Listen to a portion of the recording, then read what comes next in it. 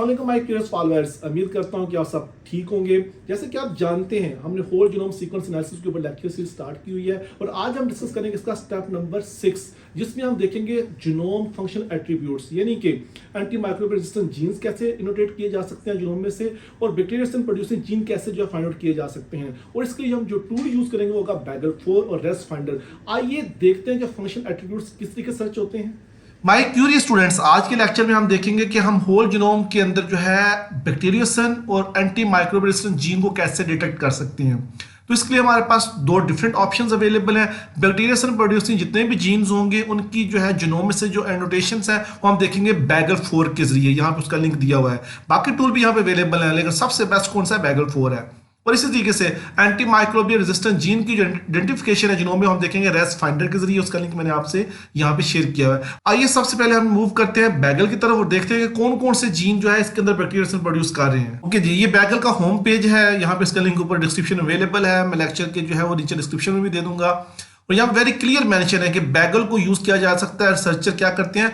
Mind bacterial metagenomic DNA for bacteriocin and RIPP, यानी कि peptides के लिए जो है जो हमारे पास कोर पेप्टाइड डेटाबेस है उसके लिए यूज करते हैं। यानी कि हम किसी भी होल जीनोम सीक्वेंस को पिक करेंगे, किसी भी जिसको भी आप चेक करना चाहें, जैसे हमने इकोलाई की एग्जांपल आपके सामने शेयर कर रहे हैं, तो उस फाइल को यहाँ पे आपने अपलोड करना है।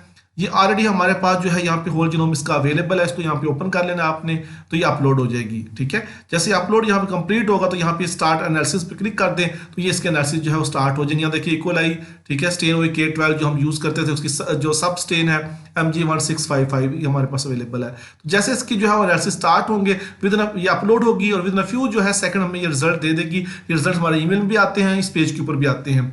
आइए इसके रिजल्ट की पेज पे चलते हैं। तो इस तरीके से हमारे पास एक ग्राफ आएगा, ठीक है, जिसमें नंबर ऑफ फाइल एनालाइज जो है उसने यहाँ पे मेंशन की है। Number of DNA fragment analyse 4 है इसमें। टोटल बेसिस इन डीएनए, यानी कि होल जीनोम के अंदर जितनी बेसिस थी, जितने जीन्स थे जिनको एनालाइज किया कि इसमें बैक्टीरिया है या नहीं है, उसकी टोटल जो है यहाँ पे अमाउंट आ जाती है। और यहाँ पे जो सबसे इंटरेस्टिंग जो है हमारे पास जो है बैक्टीरिया जो प्रोड्यूस हुआ है उसकी भी लिंक यहाँ पे अवेलेबल है। जैसे इसको आप क्लिक करेंगे तो ये आपको इस जगह पे लेके आ जाएगा। और यहाँ देखिए उसने तमाम के तमाम जीन जो है उनको इस कलर्स के साथ, जैसे जीन के नेम जो है उसने ब्लैक कलर में दिए हुए हैं, ब्लू कलर में प्रेडिक्शन ऑफ प्रमोटर्स हैं, ठीक है, और प्रेडिक्शन ऑफ टर्मिनेटर जो है वो हमारे पास पिंकिश कलर में है। यहाँ देखिए इम्यूनिटी से रिलेटेड मॉडिफिकेशन, कोर पेप्टाइड, ये तमाम की यहाँ पे दी हुई है। आपने जस्ट जो आपके सामने ये जो एक फिगर आ रही है उसके ऊपर जस्ट क्लिक करना है तो आपको ये तमाम बैक्टीरिया यहाँ पे बताएगा कौन कौन से प्रोड्यूस हो रहे हैं। तो यहाँ पे देखिए जो है इसने बताया कि फला स्टेन के अंदर ये बैक्टीरिया से प्रोड्यूस हो रहा है, उसकी स्पीशीज नीचे दी हुई है। ठीक है, लैंड टी के पास जाए तो यहाँ पे बताया कि ये हमारे पास जो है ये पैडोसिन PA ट्रांसपोर्टर जो है, ये ATP बाइंडिंग प्रोटीन जिसको PED कहते हैं, वो ये काम कर रहा है यहाँ पे। तो आप आगे मूव करते जाए तो जितने भी हमारे पास जो बैक्टीरिया हैं उनकी डिटेल यहाँ पे आपको जो है प्रोवाइड करेगा। ना सिर्फ डिटेल प्रोवाइड करे बल्कि नीचे आपको ब्लास्ट प्रोटीन भी देगा और उसका ब्लास्ट का DNA भी देगा। तो इस तरीके से हमारे पास जितने भी जो है बैक्टीरिया आते हैं और ऊपर उनकी क्लास कलर के साथ आपको नजर आ रही है, वो आप तमाम किसी भी जीनोम में से जो है उसको फाइंड आउट कर सकते हैं। यानी कि नीचे देखें उस बैक्टीरिया की जो प्रोटीन्स हैं और उनके जो DNA का सीक्वेंस है वो सारा यहाँ मेंशन है और टेबल की फॉर्म में भी अवेलेबल है उनके फंक्शन। यानी कि ऊपर जो जीन जो आपको फिगर में नजर आता है, यहाँ टेबल की फॉर्म में सब कुछ अवेलेबल है। यहाँ पे उनके नेम है जीन के, यहाँ उनके फंक्शंस अवेलेबल हैं कि किस किस जो है बैक्टीरिया में ये प्रोड्यूस हो रहा है। तो इस तरीके से हम बड़ी आसानी से इसको देख सकते हैं। आइए अब आगे मूव करते हैं, हम जो है वो देखते हैं इसको रेस्ट फाइंडर को, कि उसके ऊपर जो है आप किस तरीके से एंटी माइक्रोबियल रेजिस्टेंट जीन को देख सकते हैं। इसको भी सिंपल उसी तरीके से आपने चूज फाइल पे जाना है, ठीक है, होल जीनोम को यहाँ से अपलोड कर देना है, ठीक है, और यहाँ पे सबमिट जॉब के ऊपर क्लिक कर देना है। तो ये आप यहाँ पे अपनी ईमेल आईडी दे दें ताकि अपनी ईमेल आईडी के ऊपर ये रिजल्ट्स दे दें, ठीक है, with in a few second ये आपको रिजल्ट देगा। ओके, जैसे रिजल्ट्स के पेज पे आएंगे रेस्ट फाइंडर के, तो यहाँ पे देखिए वेरी क्लियरली यहाँ पे एंटी माइक्रोबियल जो है उनकी नेम मेंशन है, यानी कि जेंटामाइसिन है, जो एंटीबायोटिक्स यहाँ पे अवेलेबल है सारी सारी यहाँ पे मेंशन है। और यहाँ उनकी क्लासेस अवेलेबल है, जैसे अमाइनोग्लाइकोसाइड है।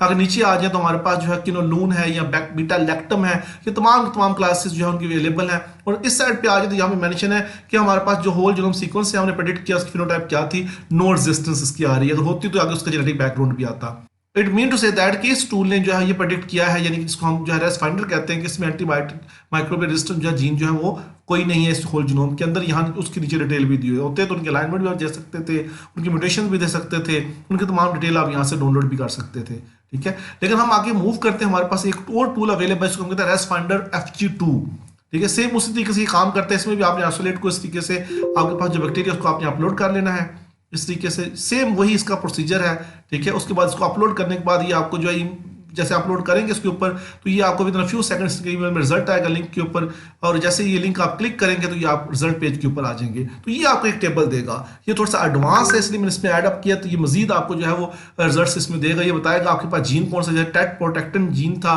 उसकी आइडेंटिटी जो 98% एक्यूरी क्या थी, क्वांटिटी कौन कौन सा था, ठीक है, पोजीशन काउंटिंग कौन सी थी उसकी, यानी कि कहां से कहां तक वो न्यूक्लियोटाइड थे, और टेट्रासाइक्लिन के लिए यूज होता है, यानी कि उस ड्रग कौन से ड्रग जिसके लिए जो उसके ट्रीटमेंट में ये यूज होता है। ये तमाम यहाँ पे एंटीबायोटिक्स यहाँ पे दी हुई है, तो एंटी माइक्रोबियल जितने भी यहाँ पे रेजिस्टेंट जीन है कहाँ पे यूज हो रहे हैं, साथ तमाम वो भी दिए हुए हैं। डिफरेंट कलर्स में उनकी सेवेरिटी के अकॉर्डिंगली सारा ये अवेलेबल है। एक्सेशन नंबर से जाके आप इस जीन की मजीद डिटेल भी दे सकते हैं। तो यूं आपके होल जीनोम के अंदर जो है कोई भी जीनोम बैक्टीरिया के आपके पास है उसके अंदर जो भी जीन है और जिस भी एंटीबायोटिक्स के अगेंस्ट वो काम कर रहे हैं, उनकी पोजीशंस, उनके कॉन्टेज, उनकी आइडेंटिटी, ईच एंड एवरीथिंग जो आपको यहाँ से जो है वो मिल जाएगा इस टेबल के थ्रू। अब देखिए इसमें तमाम जो उसके जीन है वो यहाँ पे उसने फाइंड आउट कर दिए हैं।